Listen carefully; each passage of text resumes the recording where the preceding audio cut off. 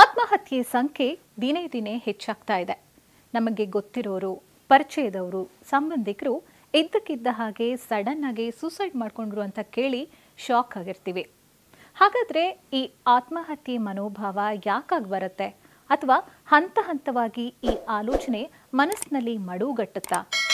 ಇದು ಮನಸ್ಸಿನ ಅಸಮತೋಲನೆಯ ಕಾರಣದಿಂದ ಆಗುತ್ತಾ? ಈ ಎಲ್ಲ ಮಾಹಿತಿಗಾಗಿ ಹಾಗೂ ನಮಗಾಗಿ ಹಾಗೂ ನಮ್ಮವರ ಒಳಿತಿಗಾಗಿ ನೋಡಲೇಬೇಕಾದ ಸ್ಪೆಷಲ್ ಸ್ಟೋರಿ ಇದು. ಆತ್ಮಹತ್ಯೆ ಮನೋಭಾವ ಏಕಾಗಿ ಬರುತ್ತೆ ಗೊತ್ತಾ? ರಾಷ್ಟ್ರೀಯ ಅಪರಾಧ ದಾಖಲೆಯ ಪ್ರಕಾರ 2021ರಲ್ಲಿ ಕರ್ನಾಟಕದಲ್ಲಿ 13,056 ಆತ್ಮಹತ್ಯೆಗಳು ಘಟಿಸಿವೆ. ಒಂದು ವರದಿಯ ಪ್ರಕಾರ ಆತ್ಮಹತ್ಯೆ ಮಾಡಿಕೊಂಡವರಲ್ಲಿ 66% ಮಂದಿ 18ರಿಂದ 45 ವರ್ಷ ವಯೋಮಿತಿಯವರು ಎನ್ನುವುದು ಆತಂಕಕಾರಿ ಸಂಗತಿ. ಕೌಟುಂಬಿಕ ಸಮಸ್ಯೆಗಳು, ದೀರ್ಘಕಾಲದ ಕಾಯಿಲೆಗಳು, ಪ್ರೇಮ ವೈಫಲ್ಯತೆ, ಪರೀಕ್ಷೆಯಲ್ಲಿ ವಿಫಲತೆ, ಅತಿಯಾದ ಮದ್ಯಪಾನ ಸೇವನೆ ಅಥವಾ ಶೋಷಣೆಗೊಳಗಾಗಿ ಅಂತರ್ಮುಖಿಯಾಗಿರುವುದು ಈ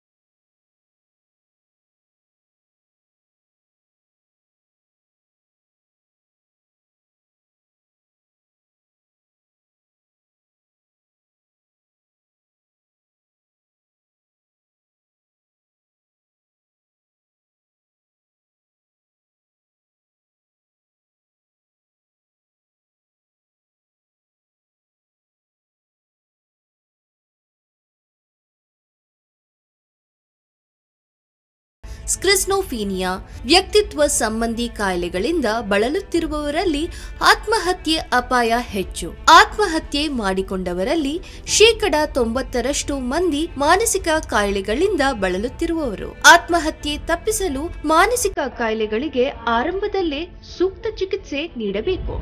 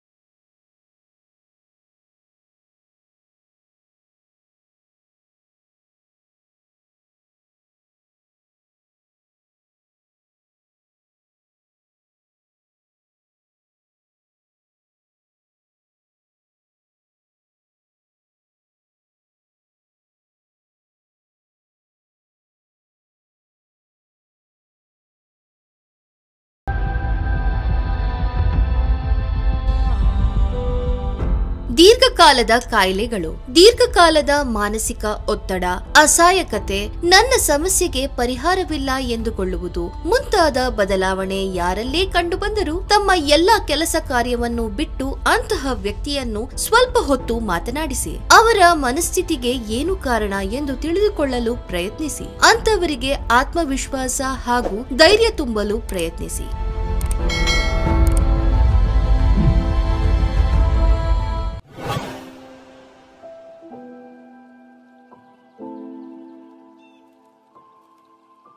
ನಿಮ್ಮ ಸುತ್ತಮುತ್ತ ನಡೆಯುವ ಆರೋಗ್ಯ ಸಂಬಂಧಿಸಿದ ಮಾಹಿತಿ ಹಾಗೂ ವಿಡಿಯೋಗಳನ್ನ ನೀವೀಗ ನಮ್ಮೊಂದಿಗೆ ನೇರವಾಗಿ ಹಂಚಿಕೊಳ್ಳಬಹುದು.